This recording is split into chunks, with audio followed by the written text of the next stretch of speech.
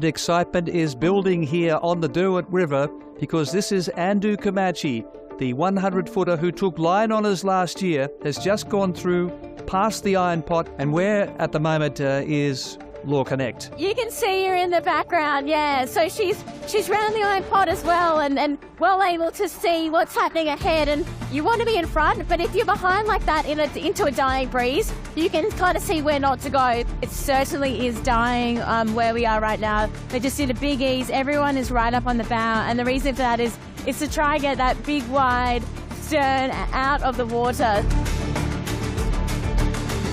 There's that big cloud line over where you guys are, and I think that's really what's killing the breeze.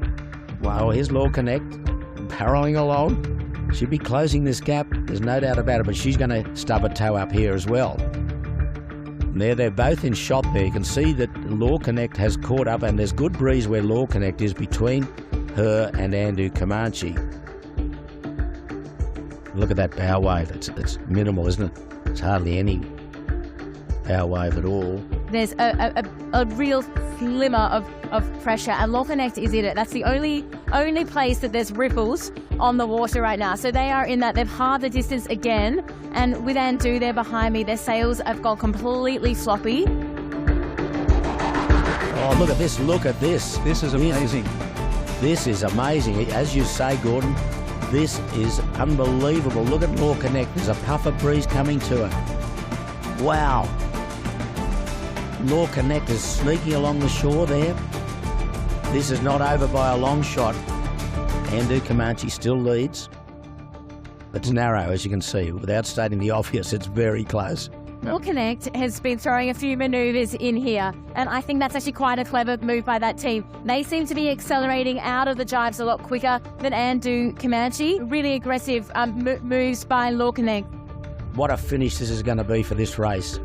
Look at Law Connect, her headsail's just collapsed, that massive headsail.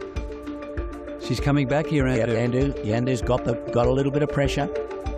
This is cat and mouse stuff here, real cat and mouse stuff. They're going to jibe in tandem here too, okay. These manoeuvres hurt these big boats so much, but they've got to throw everything at it now, Law Connect. See the aggressive jibe that Tony Mutter's putting in on Law Connect. They really swing that boat through. It's absolutely unbelievable how close this is. Look at this, Law Connect's got the bow down. Here we go. Can Law Connect lock Andu Comanche out, or vice versa? The lead has changed hands two or three times here. Got to come back on port tack, which is a disadvantage. Andu could almost be on the gas of Law Connect here, meaning that she's taking the wind away. Andu Comanche's faster at the moment. There's the finishing buoy. Oh, look at this. So, Law Connect's got the bow down here. Wow, she's taken the breeze of Andu. That's what's happened. That's what's happened here. They've done it. Law Connect's done it. They've put the bow across in front of Andu. I think Law Connect might do this. And just 100 metres to the finishing line. Oh, look at this. This is amazing. Unbelievable. Here's Law Connect on her way. There's the finishing buoy that just got to turn to starboard.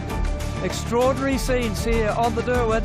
They've done it. Law Connect over the finishing line, just seconds ahead of Andu Comanche.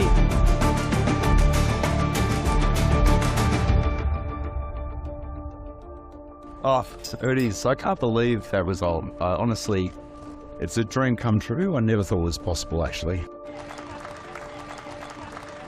And ladies and gentlemen, I think we can safely say we have seen the most incredible finish in the 78-year history of the Rolex Sydney Hobart Yacht Race.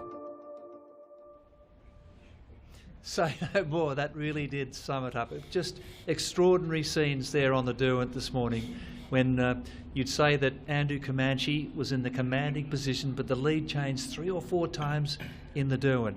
Alongside me is Peter Shipway, who was giving such a gripping commentary in those closing stages. Have you ever seen anything like that? No, it was fantastic, wasn't it? It really was. 2 crews throwing everything at it. Not in much breeze though, but it was thrilling, absolutely thrilling. And at the end, 51 seconds separated them. And Peter, a short time ago, we saw URM, the 72-footer, the Rykel Pugh 72-footer for Anthony Johnson, finish and looking to be in good position to really put one hand on the handicap prize, the Tattersall Cup, but then a live came through from Tasmania. Incredible. Yes, she was trailing a fair bit at the entrance to the river, and URM struggled to get the last half of the river done, but Alive stormed up in a different breeze and brought the breeze right up to the finishing line, and in the end she finished just about 12 minutes behind URM, but that was enough to give her the provisional lead on handicap. So she's the clubhouse leader, Alive, and looks very strong possibility to take this out and for her second win, 5 years after she won in 2018. And 75 years since Westward in 1948 was successful, the other Tasmanian boat. Now there are still 87 boats still at sea, so those handicap situations very much unofficial and still in the balance. We've had 12 retirements so far and 4 have finished, but we saw that gripping finish this morning. Let's maybe go back a couple of days and see how this great race all started.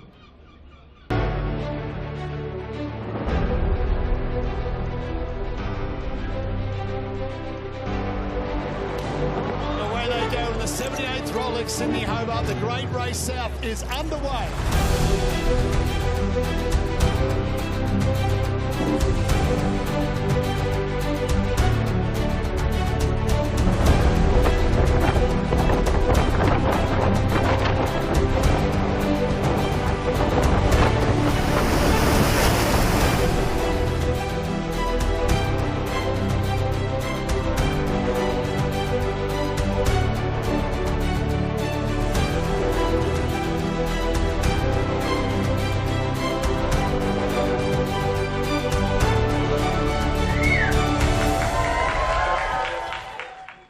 Well, a snapshot of her voyage there, and you could say she led from start to finish.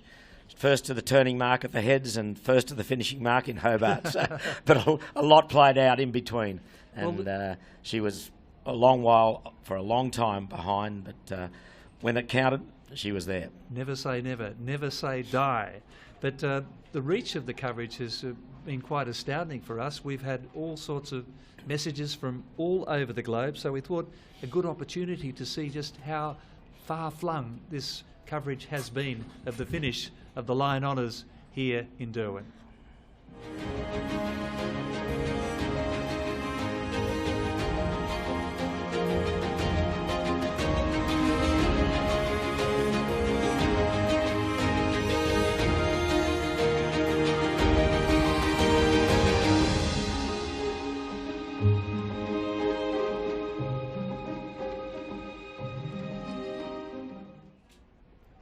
No, it really was amazing scenes, and thousands turned out around the foreshores here in the Derwent at the race finish, and even people who were all the way down to Taroona and Kingston Beach and Blackmans Bay, and there was a big flotilla out there as well, and Lisa Darmanham was out on the water.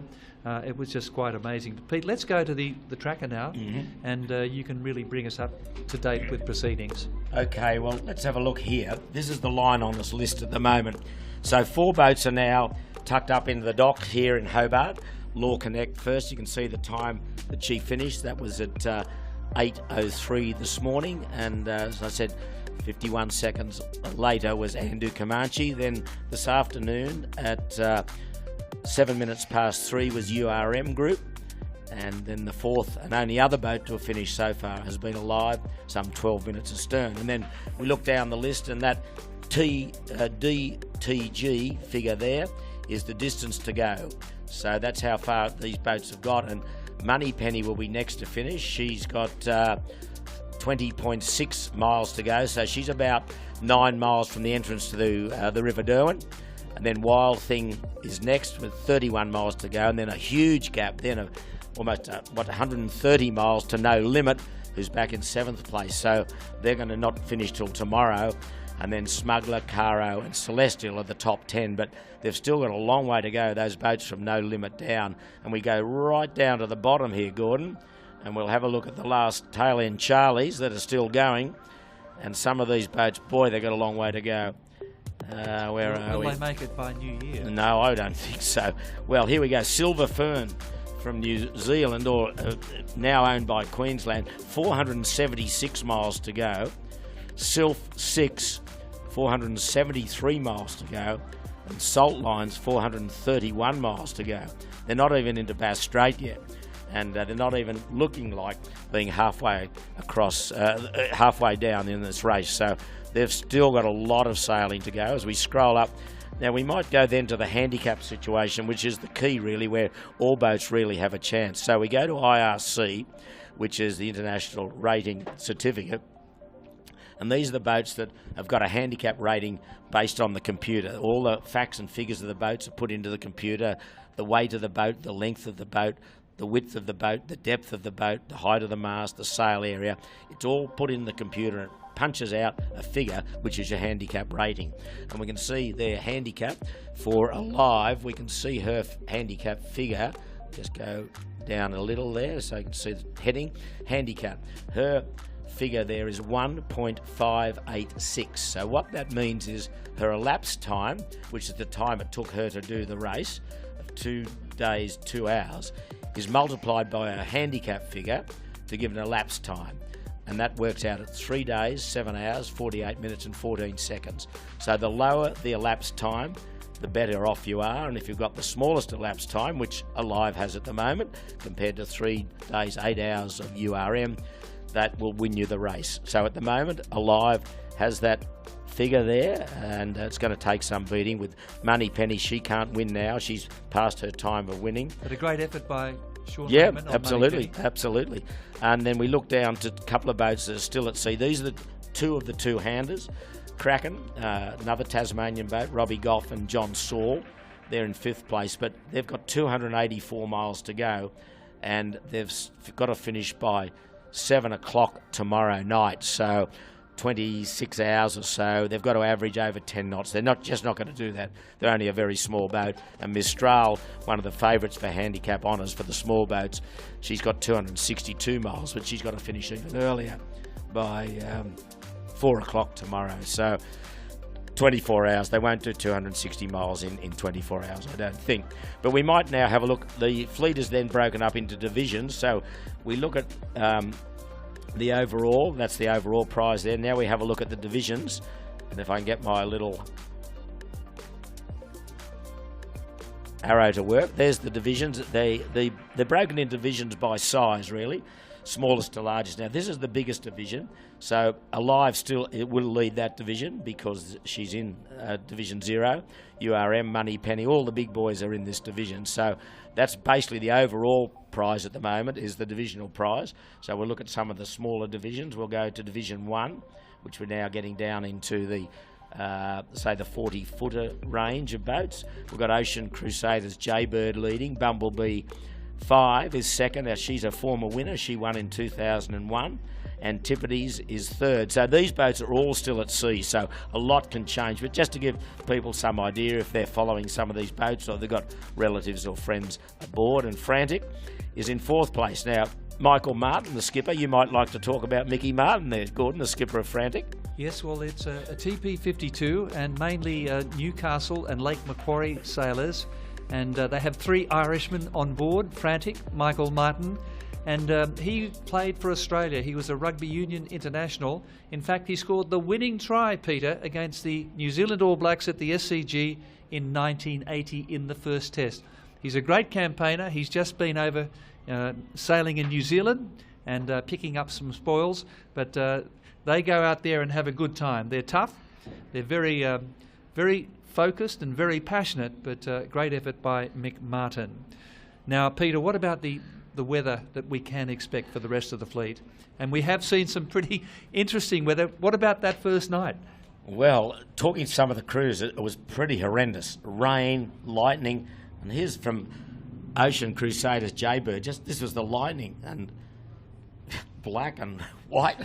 But the maxi boat crews, we spoke to them from Andu Comanche and Law Connect. They said they've never seen anything like it. The breeze was changing direction rapidly, from strength of 0 knots to 30 knots, 180-degree wind changes, and the wind and the rain, they said, was like having a fire hose in your face. It was just quite horrendous and heinous, as the way they described it. And, it's a typical Hobart race. It throws everything at you. Well, that 180-degree change hit the fleet just as they were entering Bass Strait. And you showed us some of the stragglers at the moment, and Sylph 6 I think is only just entering Bass Strait. But as I say, those bigger boats were there a couple of nights ago. But there's one crew member on board Sylph 6 who probably will not be relishing the weather, but certainly would have maybe a little bit of an inkling for the fish around the boat. Indeed, it is the fleet's favourite feline, and Lisa Darmanin caught up with the boat's owner. This is Sylph 6. It was launched in 1960 by famous Australian boat designer Alan Payne. So here with the token cat of the fleet. Do you think Ollie's looking forward to going down to Hobart? I don't know. What do you think, Ollie? I think he likes life on the boat, put it that way. He doesn't like rough weather, and he doesn't like too much attention. All right, well, we gave him too much attention, but he had a fair bit of attention today, yeah, like sitting here and lots of people walking past, and everyone wants to say, "Where's Ollie? Where's Ollie?" So he's fairly famous already, much more than I was expecting. And does Ollie have a few offshore miles as well? Yeah, he's been to New Zealand and back, yeah. I actually wanted to take him on my non-stop circumnavigation, but the Department of Agriculture had other ideas. They wouldn't let me, unfortunately. So, but yeah, he's done a lot of miles just around Australia and to New Zealand and back. Yeah. Yes, Ollie has attracted a lot of global attention. And incidentally, Bob Williams is a former naval officer and 2.5 circumnavigations of the globe. Quite a character. In fact, he set off on his first circumnavigation with his wife. But she didn't like it, so it became a single circumnavigation, and I think that may be the end of their partnership. But anyway, he kept going, and he's done it 2.5 times. Well, we have some very special guests now with Peter G. And Pete, I might let you introduce them. Thanks very much, Gordon. Well, the winning skipper provisionally, Duncan Hine, he's just trying to lasso his navigator to come and have a talk with us, Adrian Cahalan. So we talked to them just after they crossed the line. They've been able to settle down and get a local beverage and perhaps an energy bar in. Adrian, we might start with you. 31st Rolex Sydney Hobart. How many wins is that now, if this should be confirmed? If it's confirmed, it would be my 3rd one. But it took me 15 years to win the first one. I mean, it's a really hard race to win this one. So it's very exciting that we may have won. You look like you might be wearing a war wound. What's happened to your cheek there? Just was in the wrong place at the wrong time, unfortunately. Just down the back with some sheets, that's all. Yeah. Too busy, maybe.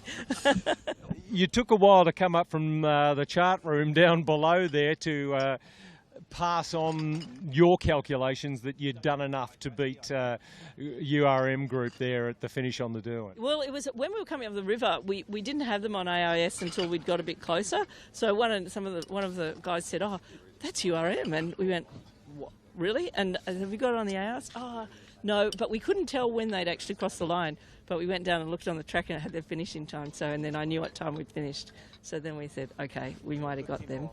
So you didn't yell from down below in exultation. You came up and quietly just passed the word on. That's right. Well, we were all, you probably noticed everyone was very quiet on the boat. They were just kind of taking it all in.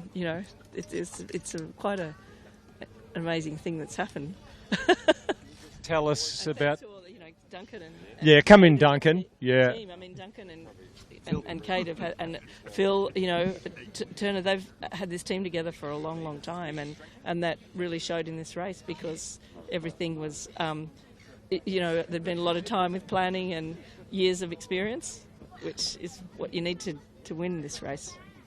When did you call Adrian in to join the team, Duncan? Adrian's been flying into my team on a regular basis, off and on. There. She's been in America. She's been down in Tasmania too.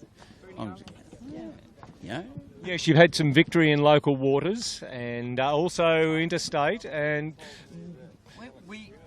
this is a very, very lucky boat. So it wins nearly as many as it loses.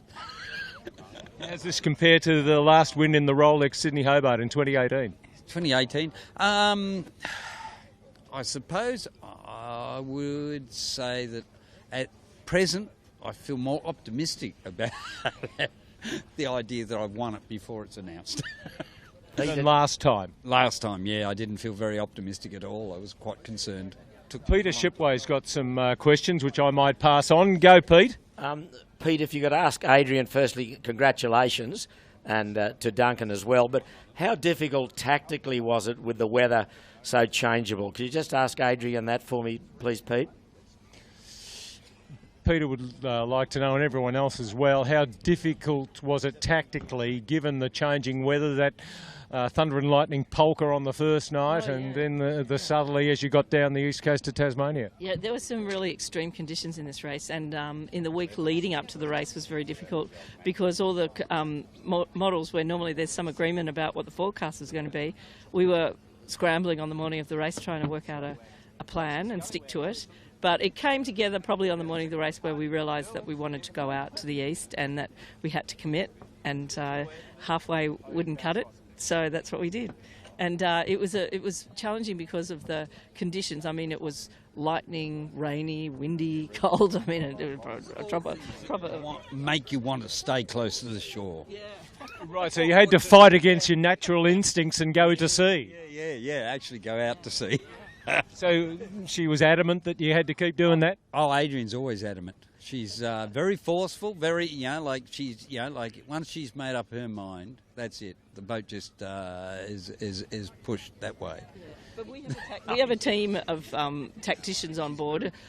My job is a lot to sort of look at the weather and everything, but Gavin Brady and Stu Bannatyne, who have done a lot around the world, they're the team of tacticians, and we all work together. And with Darren Jones, the project manager. So, yeah, look, it's very much a team thing for us. That is very important. Apart from the welt across the cheek for your navigator, any other hairy moments for the crew on board this year? I don't think there was anyone else that was actually hurt. I think Dean may have pulled a nail. Oh, did he? Yeah. Oh, Yeah. Peter, question a question for Adrian. Adrian, her first race in 1984, from memory, was a pretty rough one. Did she think that she'd be here today, 31 races later, from 1984, her debut?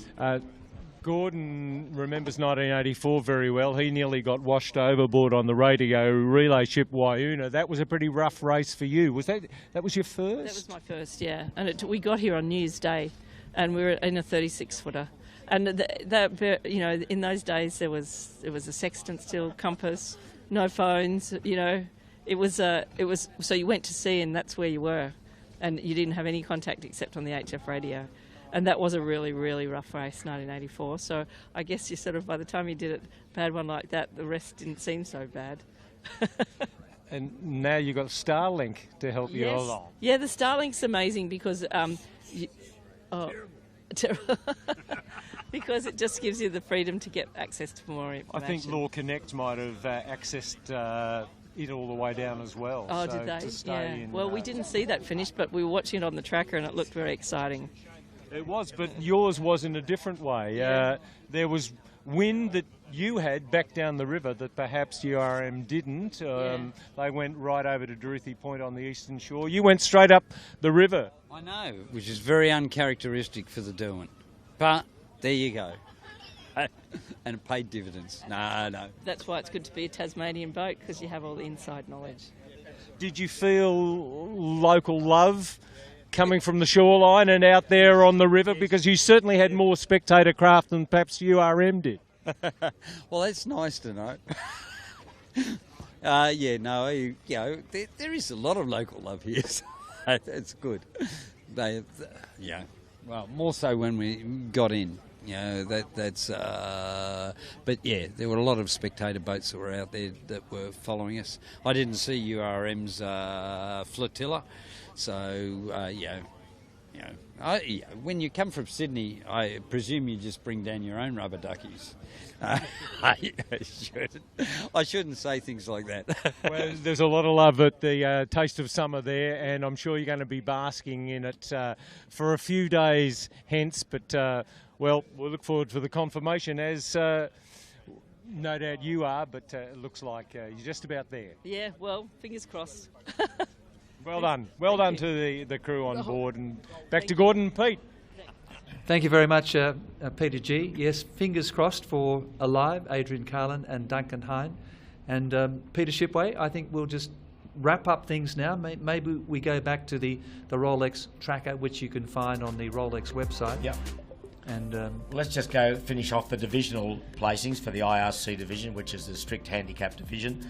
We looked at Division 0, which were all the big boats, the boats that finished now. Division 1, we looked at briefly Ocean Crusaders, Jaybird, Bumblebee 5 and Antipodes, the top 3. In Division 2, getting down to some of the smaller boats, we've got Utspa, MRV and Showdown, the top 3 there. Showdown being a 2-hander. Division 3, getting smaller boats, we've got Patriot from Victoria, Jason Close, Atomic Blonde, a brand new boat from Western Australia, and Ragtime from New South Wales. I must stress that these boats are still at sea, have still got a long way to go, but at the moment that's the handicap position. Division 4, Mistral, Rupert Henry from New South Wales, the little 2-hander. She's leading from Rockall 8, and Midnight Rambler, Eddie Salters from Tasmania, formerly of Sydney, now Tasmania, former winner. He won the disastrous 1998 Hobart race in a boat of the same name. And the Division 5, the smaller boats, we've got Kraken 3 leading from another 2-hander, Eden Capital, China, Cinnamon Girl and Azuro in 3rd place. Then we'll have a quick look at the PHS division. This is the division that doesn't have a strict handicap rating by the computer.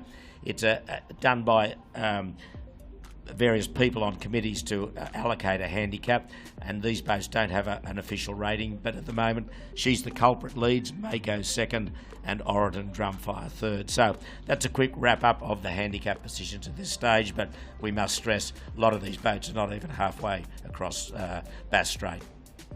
And Peter, your voice is getting a bit croaky. Yes, a cascade throat, I think, Gordon.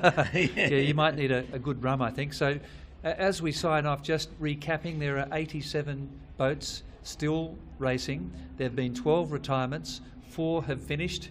We have Law Connect, Andrew Comanche, URM and Alive in the box seat now, the Tasmanian boat, to win her 2nd overall prize for the Tattersall Cup, but that's obviously very unofficial. And Moneypenny and Wild Thing, the 100-footer, are still in Storm Bay. So a lot of boats still at sea, a lot of racing still to go, and some unpredictable weather, no doubt. So on behalf of the Hype TV crew here and the Cruising Yacht Club of Australia and this great man next to me, Peter Shipway, we'll sign off from the Rolex Race Village. And remember, we'll be back at 10 o'clock tomorrow morning, local time.